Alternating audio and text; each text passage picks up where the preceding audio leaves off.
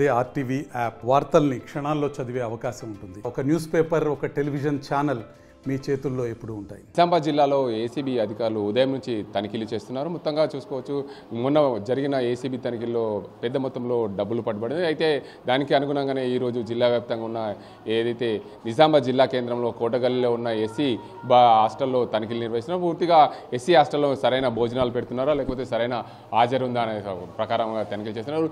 Menu ప్రకారం ఎలాంటి భోజనాలు పెడుతున్నారనే కోణంలో కూడా పూర్తి స్థాయిలో తనిఖీలు చేసేందుకు ఏసీబీ అధికారులు సిద్ధమయ్యారు. అందులో భాగంగా వారు ఏం గుర్తించారు, అందులో ఎలాంటి అవకతవకలు పాల్పడ్డారు, ఉదయం నుంచి ఏసీబీ అధికారులు తనిఖీలు చేస్తున్న అందులో ఏమేమి బయటపడ్డాయి, సరైన సమయంకు వార్డెన్స్ వస్తున్నారా లేదా అనే అంశానికి సంబంధించి నిజామాబాద్ జిల్లా ఏసీబీ అధికారి ఉన్నారు. వారిని అడుగుతాం. సార్ చెప్పండి, ముఖ్యంగా పూర్తి స్థాయిలో ఉదయం 5 గంటల నుంచే మీరు తనిఖీలు నిర్వహిస్తున్నారు. అసలు ఏం దొరికింది, ఏం తనిఖీలు చేశారు? మార్నింగ్ ఇక్కడ రైడ్ చేస్తున్నామండి.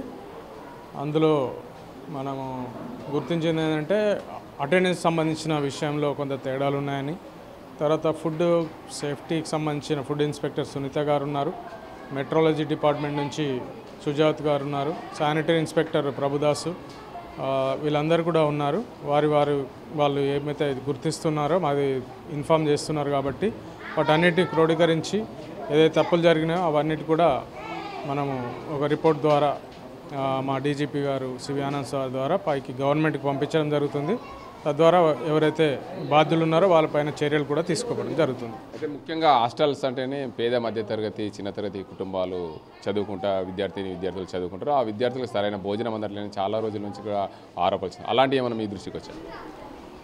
పిల్లలు చెప్తున్నారు, కొంతమంది పిల్లలు భయపడుతున్నారు చెప్పడానికి. దాని గురించి ఎవరైతే చెప్పారో వాళ్ళని చూసి తర్వాత క్వాలిటీ కంట్రోల్ వాళ్ళ నుంచి మనకు ఏదైతే ఫుడ్ సేఫ్టీ వాళ్ళ నుంచి వస్తుందో ఆ రిపోర్ట్స్ బట్టి చర్య తీసుకోవడం జరుగుతుంది. ముఖ్యంగా పేద మధ్యతరగతి విద్యార్థులు చదువుకునే హాస్టల్లో సరైన సమయంలో వార్డర్లు రావడం లేదనే కూడా ఆరోపణలు ఉన్నాయి. దానిపైన మీరు గుర్తించారా? మేము మార్నింగ్ వచ్చినప్పుడు కూడా ఆమె ఏదో వార్డెన్ ఉన్నారో ఆమె రాలేదు.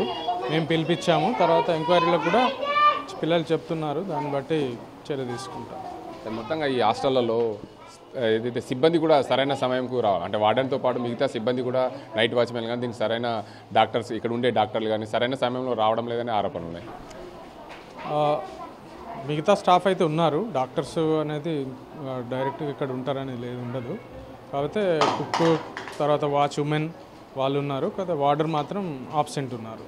మొత్తంగా చూసుకోవచ్చు, ఏదైతే నిజామాబాద్ జిల్లా కేంద్రంలోని కోటగల్లి షెడ్యూల్ హాస్టల్లో తనిఖీలు నిర్వహిస్తున్నారు. ఉదయం నుంచి ఏసీబీ అధికారులు దీనికి అందరికి సంబంధించి పూర్తి స్థాయిలో ముఖ్యంగా ఉదయం ఏదైతే వాళ్ళు తనిఖీలు నిర్వహిస్తున్న సమయంలో ఏదైతే వారు ఎలాంటి భోజనం పెడుతున్నారు, దానికి సంబంధించి ఉదయం ప్రతిరోజు వార్డెన్ వస్తున్నారా లేదా, దీనికి అందరికి సంబంధించి మెన్యూ ప్రకారం భోజనం అందిస్తున్నారా లేదా అనే అంశానికి సంబంధించి పూర్తి స్థాయిలో తనిఖీ మేము గుర్తించింది అంటే సరైన సమయంకు భోజనం పెట్టలేదని చెప్పి కొంతమంది విద్యార్థినిలు చెప్పారు. అందులో భాగంగా వార్డెన్ సరైన సమయంలో రాలేదు. దీనికి అందరికి సంబంధించి మెట్రాలజీ డిపార్ట్మెంట్, దానికి అందరికి సంబంధించి శానిటరీ డిపార్ట్మెంట్, అదేవిధంగా హాస్టల్కి సంబంధించిన భోజన సదుపాయాలు ఎలా ఉన్నాయనే దానికి సంబంధించి పూర్తి స్థాయిలో తనిఖీలు నిర్వహించాం. వాటిపైన కఠిన చర్యలు తీసుకుంటామని చెప్పి జిల్లా ఏసీ అధికారి చెప్తున్న పరిస్థితి. ఇది ఇక్కడ పరిస్థితి. కెమెరా ఆజిమ్తో గంగారెడ్డి, ఆర్టీవీ నిజామాబాద్.